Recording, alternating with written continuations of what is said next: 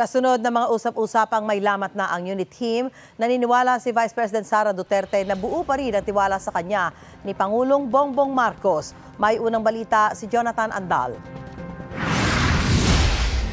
We're okay. I believe that I still have the trust of President Ferdinand Marcos Jr.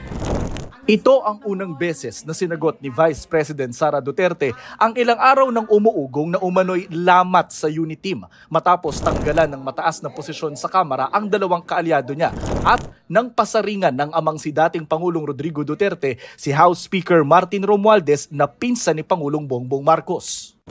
Ikaw, Romualdez, wag ka nang mga presidente o mga Filipino people.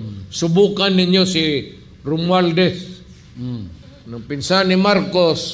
Ako kay Inday, huwag ka na mag-ambisyon, Inday. Hindi ko naman talaga ambisyon ng tumakbong Vice President. Sinabi ko noon na hindi ko gustong tumakbong President. Lahat ng ginagawa natin, we can only plan, but it will truly be God's plan that will prevail.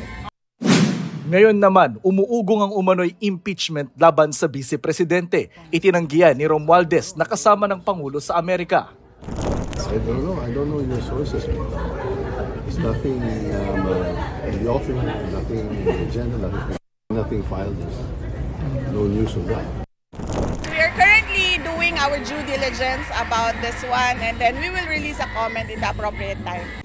Sinabi ni VP Sara ng pangunahan niya ang selebrasyon ng World Children's Day sa Quezon City. Itong unang balita, Jonathan Andal para sa GMA Integrated News. Mauna ka sa mga balita, bisitahin at mag-subscribe sa GMA Integrated News sa YouTube. Sa mga kapuso abroad, samahan nyo kami sa GMA Pinoy TV at sa www.gmanews.tv.